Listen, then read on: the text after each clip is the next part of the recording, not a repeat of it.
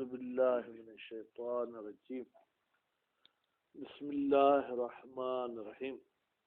بیٹا ہماری گفتگو الحمدللہ مستحبات نماز کے بارے میں تھی، ٹھیک ہے۔ مستحبات نماز کل آپ پڑھ چکے، اور اگر ہم مستحب نماز پڑھنا چاہیں تو پھر منٹوں والی نماز نہیں ہوگی بلکہ گھنٹوں والی نماز ہوگی۔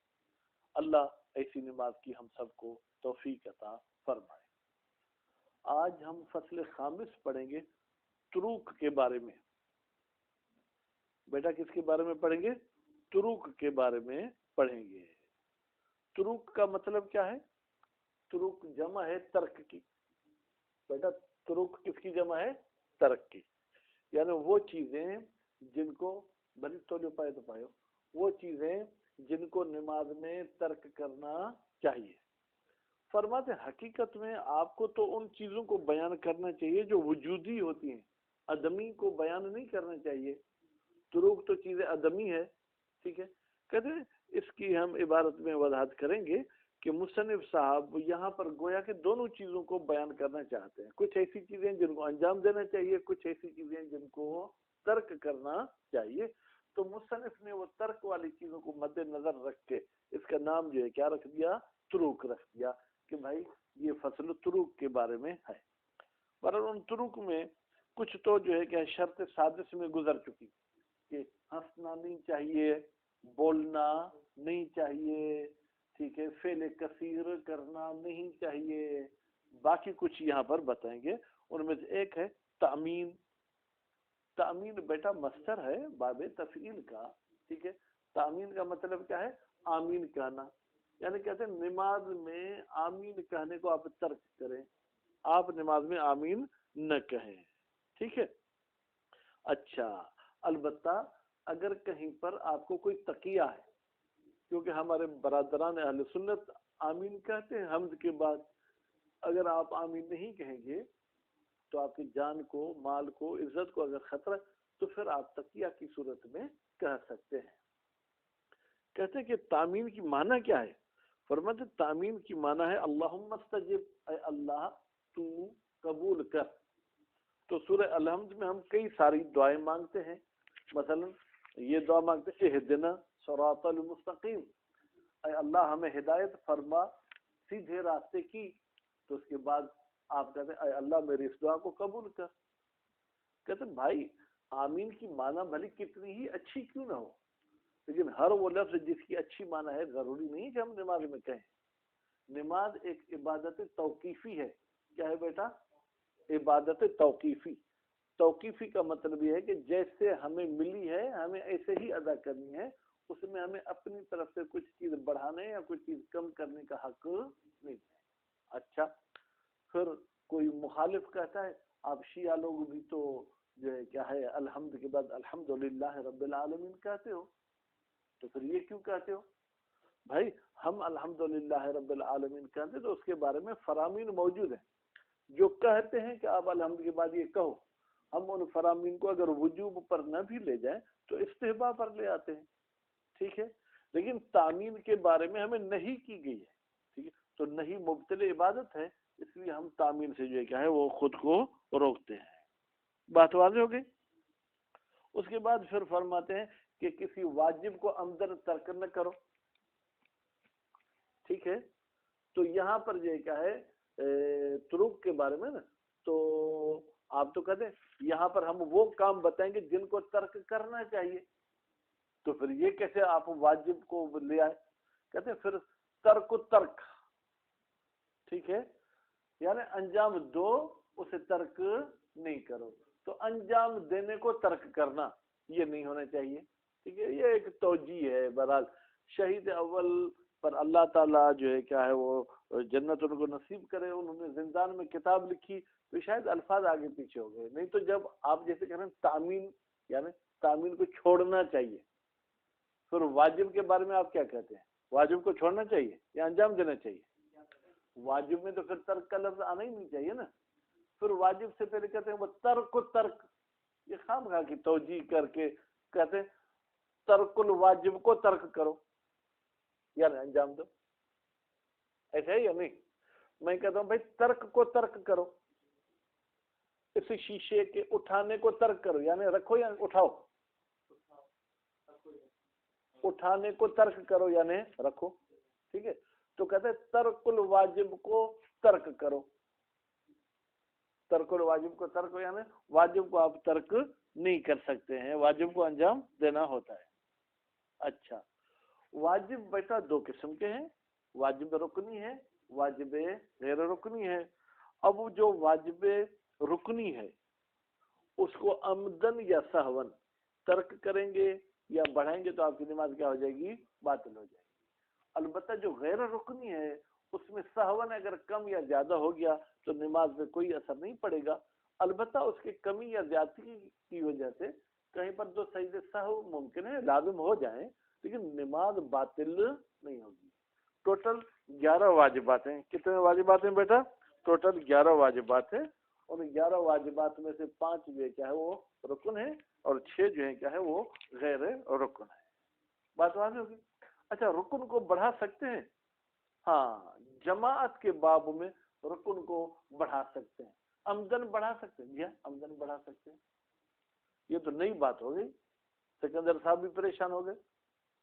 आप इमाम जमात के साथ रुकू में गए, ठीक है, और आपने समझा कि इमाम जमात रुकू से उठ गए हैं, आपने भी क्या किया? रुकू से उठे।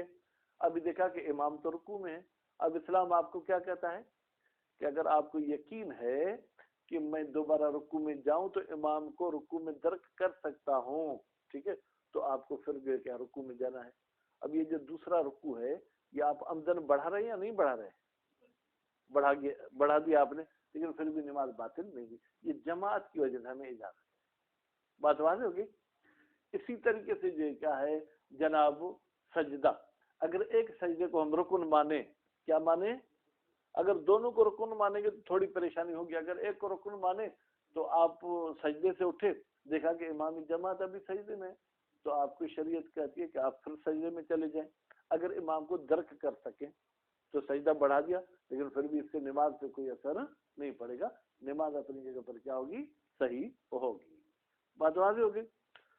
बाकी इबारत में पढ़ते हैं, देखें कहाँ तक पहुँचते हैं। बिस्मिल्लाहिर्रहमानिर्रहीम।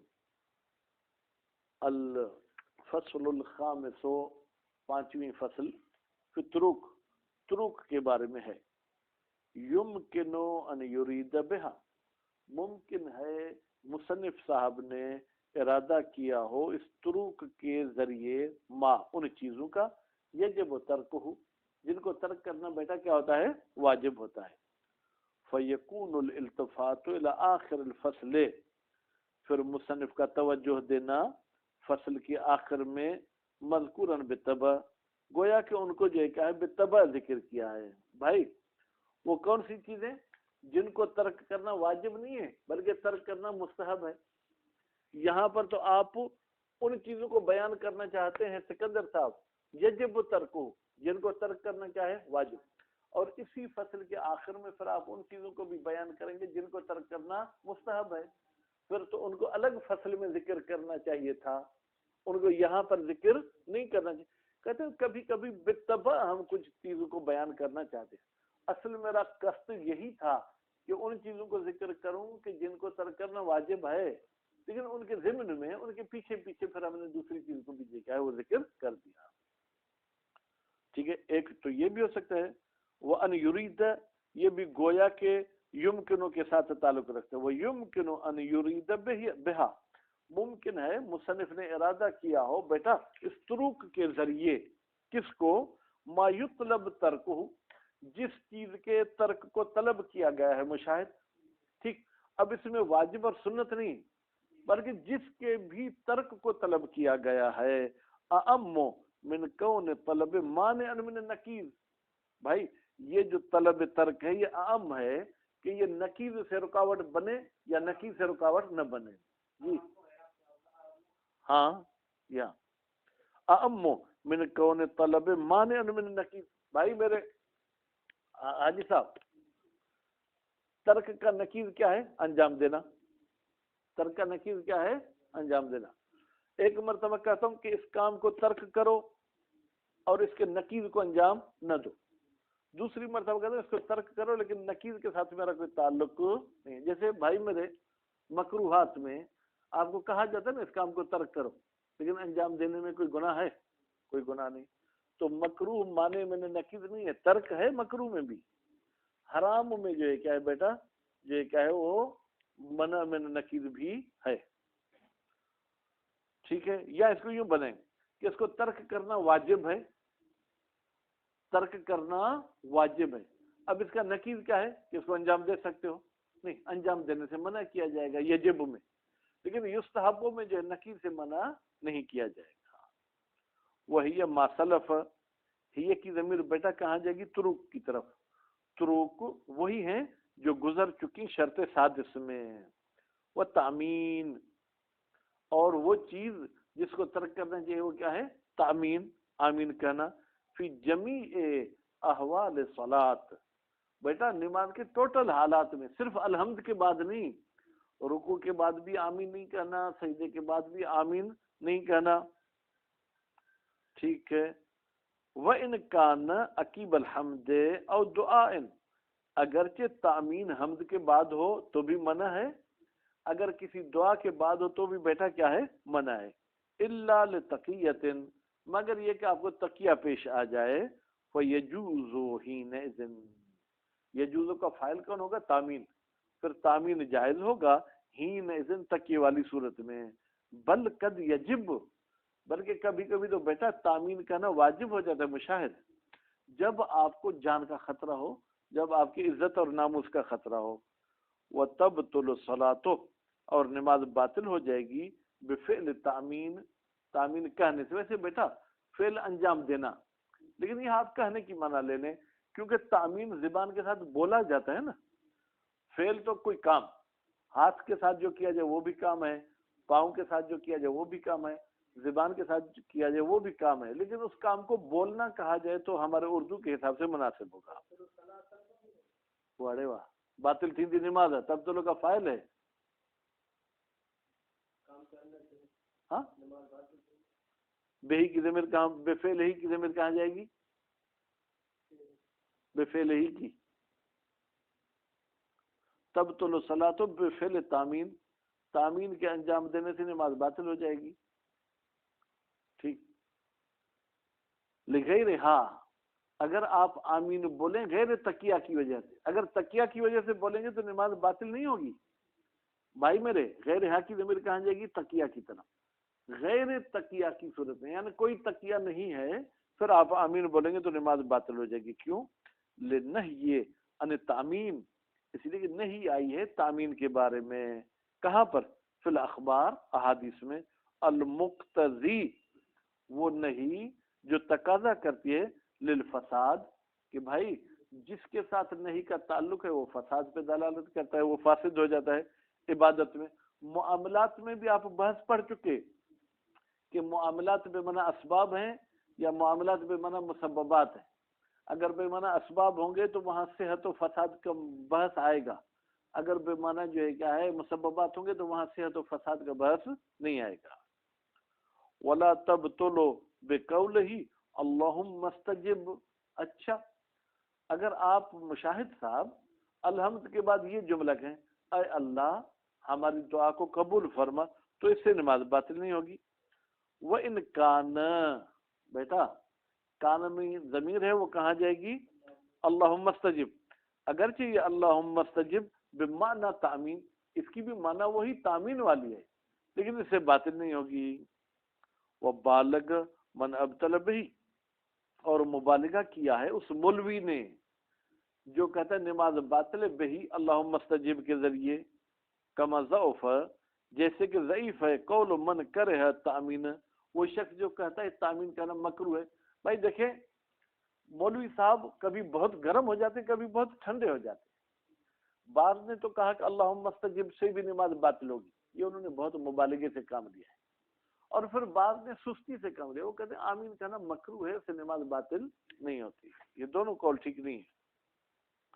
بناءً، بھائی یہ مکروہ والے کی دلیل کیا ہے؟ کہتے ہیں بنا رکھتے ہوئے کہ اللہ ان تامین دعاء، بھائی تامین کیا ہے؟ وہ دعا ہے. اس کا مطلب کیا ہے؟ بے استجابت ما یدعو بہ، اے اللہ قبول کر میری وہ دعا جو میں مانگ رہا ہوں. وان الفاتحة تشتمل علی الدعاء، اور دوسری بات یہ کہ فاتحہ تو بیٹا دعا پر بھی مشتمل ہے. ٹھیک ہے، تو اس حوالے سے انہوں نے مکروہ کہا. کہتے لا لأن قصد الدعاء بہا، یہ کبھی بھی مقصد نہیں ہے کہ اگر دعا کا قصد کیا جائے بہا فاتحہ سے، یوجب استعمال المشترک، سبب بنتا ہے کہ ہم ایک لفظ مشترک کو استعمال کریں فی معنی، یہی ہے دو معنوں میں. ٹھیک ہے، اللہ تقدیر قصد دعا بالقرآن، اگر قصد کریں دعا کا قرآن سے. کیا مطلب بیٹا؟ یہ علم اصول میں آپ پڑھ کر آئے تھے کہ ایک لفظ مشترک کو دو معنوں میں استعمال کرنا غلط ہے. ٹھیک ہے، اب اہدنا صراط المستقیم کو آپ دعا کی معنی میں بھی لیں، اور اہدنا صراط المستقیم کو آپ قرآن کی معنی میں بھی لیں، کیونکہ سورہ حمد میں تو قرآن پڑھنا ہے نا، دعا تو نہیں پڑھنی نا. کہتے یہ ہمیں اعتراض نہیں ہے استعمال مشترک والا، بھائی تعمیم سے نہیں کی گئی ہے، اس لیے ہم کہتے ہیں کہ تعمیم تم نہ پڑھو. وعدم فائدت تعمیم ما انتفاع الاول، اور کہتے ہیں آمین کہنے کا تو کوئی فائدہ نہیں ہے اگر پہلی چیز منتفی ہو جائے. پہلی چیز کیا تھی؟ قصد دعا. بھائی اگر دعا کا قصد کرتے ہیں تو مشاہد اس پہ یہ اعتراض لازم آتا ہے کہ آپ ایک لفظ کو دو معنی میں استعمال کرتے ہیں، یہ غلط ہے. اور اگر دعا کا قصد نہیں کرتے تو پھر آمین کہنا فضول ہے، پھر وہ آپ نے کیوں کہا؟ ٹھیک ہے، وہ انتفاع القرآن میں انتفاع ثانی، اور قرآن کا ہونا ختم ہو جاتا ہے اگر آپ دوسرے کو ختم کرتے ہیں، یعنی قرآن کے قصد کو ختم کرتے ہیں. لأن قصد الدعاء بالمنزل منه قرآنا لا ينافيه. اب کہتے ہیں یہ اعتراض نہیں ہوں گے، قصد کرنا دعا کا بالمنزل منه، بھائی اس چیز کے ذریعے جو نازل ہوئی ہے دعا قرآن کی صورت میں، لا ينافي القرآن، وہ قرآن کے ساتھ منافات نہیں رکھتی. یعنی کیا؟ دونوں قصد مشاہد آپ کر سکتے ہیں، قصد کے حوالے سے ہمیں کوئی اعتراض نہیں ہے. ولا یوجب الاشتراک، اور اشتراک والا اعتراض بھی لازم نہیں آئے گا. کیوں؟ لاتحاد المعنی. بھائی اہدنا صراط المستقیم سے قرآن کا ارادہ کریں تو بھی معنی وہی ہے، دعا کا ارادہ کریں تو بھی معنی وہی ہے، معنی میں تو گڑبڑ نہیں ہوگی. ولا اشتمال علی طلب الاستجابہ، اور دوسری بات یہ کہ یہ جو آمین ہے یہ مشتمل ہے کہ ہم طلب کرتے ہیں کس کی؟ الاستجابت، کہ میری دعا قبول ہو جائے. لما یدعو بہ اعم من الحاضر، یہ اعم ہے من الحاضر، یعنی یہ جو آپ نے آیت پڑھی اہدنا صراط المستقیم، ٹھیک ہے، اس دعا کے لیے بھی آمین کہہ سکتے ہیں مشاہد. اگر دل میں کچھ اور دعائیں تو اس کے لیے بھی آپ آمین کہہ سکتے ہیں. تو بھائی یہ اعتراض نہیں ہے تو کون سا اعتراض ہے آمین کہنے پر؟ وَإِنَّمَا الْوَجْهُ بتحقیق کہ وہ چیز جو سبب بنی ہے، وہ چیز جو دلیل بنی ہے آمین سے روکنے کے لیے، النہی، وہ بیٹا کیا ہے؟ نہیں ہے. ولا تبطل بترکہ فی موضع تقیہ، کہتے ہیں ایک ہیچا جو بچہ کہتے ہیں کہ تقیہ میں آپ کو آمین کہنا چاہیے، اگر آمین نہیں کہیں گے تو نماز باطل ہوگی. کہتے ہیں نہیں، نماز باطل ہے، وہ آپ کو سزا مل سکتی ہے، آپ کا سر زخمی ہو سکتا ہے. ٹھیک ہے، ولا تبطل الصلاۃ بترک تعمین، آمین کہنے کو ترک کرنے سے نماز باطل نہیں ہوگی موضع تقیہ میں. کیوں؟ لأنہ خارج عنہا، لأنہ اس لیے کہ یہ آمین کا ترک کرنا نماز کے حقیقت سے خارج ہے، نماز کے اس کے ساتھ کوئی تعلق نہیں ہے. والابطال فی الفعل، جبکہ باطل ہوتی ہے کسی چیز کے انجام دینے سے، ترک کرنے سے باطل نہیں ہوگی. آمین کہنے سے نماز باطل ہوگی، آمین کے ترک کرنے سے نماز باطل نہیں ہوگی. اگرچہ تقیہ کی وجہ سے ہمیں آمین کہنا چاہیے پھر بھی ترک کر سکتے ہیں. کونہ کذالک، جبکہ فعل بھی ایسے ہے، یعنی خارج عن الصلاۃ لاجتماع علی الکلام المنع عنہ، یعنی یہ بھی اعتراض ہے. بھائی کہتے ہیں جیسے ترک آمین سے نماز باطل نہیں ہوتی کیونکہ ترک آمین نماز سے خارج، تو آمین بھی تو نماز سے خارج ہے، پھر اس سے بھی نماز باطل نہیں ہونی چاہیے. کہتے ہیں باطل ہوگی. کیوں؟ لاجتماع الفعل، اس لیے کہ یہ آمین والا کام جو ہے وہ مشتمل ہے علی الکلام المنہی عنہ، اس کلام پر جس کے بارے میں نہیں آئی ہے. وکذا، بھائی تعمین کی طرح، ٹھیک ہے، ترک کرو ترک واجب کو عمدن جان بوجھ کر، رکنن کان او غیرہ، کان کی ضمیر کہاں جائے گی؟ واجب کی طرف. وہ واجب رکن ہو مشاہد صاحب یا غیر رکن ہو، وفی اطلاق ترک علی ترک ترک، کہتے ہیں آپ استعمال کریں ترک کو ترک ترک پر، الذی هو فعل ضد، بھائی ترک ترک تو فعل ضد ہے، یعنی ضد کو انجام دو، وہو الواجب نوع من التجاوز، یہ ایک قسم کی مجاز گوئی کی ہے سکندر صاحب. او ٹھیک ہے، ترک عہد الارکان الخمسۃ، اور اسی طریقے سے بھائی 5 ارکان میں سے کسی ایک کو ترک نہیں کرنا چاہیے. مشاہد، یہ نہیں کہاں سے آ گیا؟ ترک سے پہلے ایک ترک تقدیر میں، ترک و ترک، ولو سہون، سہون بھی آپ ان کو ترک نہیں کر سکتے ہیں. ٹھیک ہے، وہی ہے وہ ارکان کون سے ہیں بیٹا؟ نیت ہے، قیام ہے، تحریمہ یعنی تکبیرۃ الاحرام ہے، رکوع ہے، اور 2 سجدے ساتھ، یعنی ایک سجدہ رکن نہیں ہے، 2 ملا کے رکن ہوں گے. اما احداہما، ہما کی ضمیر کہاں جائے گی؟ سجدتان، 2 سجدوں میں سے کوئی ایک، ٹھیک ہے، فرماتے فلیست رکنن، وہ ایک جو ہے کیا ہے بیٹا؟ وہ رکن نہیں ہے. علی المشہور ما ان رکن بہما یکون مرکبا، جبکہ رکن ان 2 سجدوں کے ساتھ مل کر رکن بنتا ہے، مرکب ہوتا ہے. وہو یستدعی فواتہ بفوات حمایہ، نہیں وہ ہوا بھائی، یہ مرکب ہونا تقاضا کرتا ہے کہ مرکب فوت ہو جائے گا اگر ایک بھی رہ جائے. آپ کو ہم نے کیا کہا بیٹا؟ سنیں بھائی میرے، روٹی پکاؤ، روٹی پکانے میں کتنی چیزیں مرکب ہوتی ہیں؟ پانی اور آٹا. اگر پانی نہیں ملا، خشک آٹا، تو روٹی بنے گی؟ ٹھیک، اور صرف پانی رکھو تو روٹی بنے گی؟ تو کہتے ہیں جب ہم کہتے ہیں کہ 2 سجدے مل کر رکن بنتے ہیں، تو اگر ایک سجدے کو بھی انجام نہ دیا جائے تو بھی گویا کہ وہ ہمارا جو ہے رکن انجام نہیں پائے گا. وہ اعتذار المصنف فی ذکر، مصنف صاحب نے کتاب ذکر میں عذر پیش کیا ہے بان رکن مسمى سجود. بھائی رکن کیا ہے؟ جس کو سجدے کا نام دیا جائے. کیا ہے بھائی رکن؟ جس کو سجدے کا نام دیا جائے.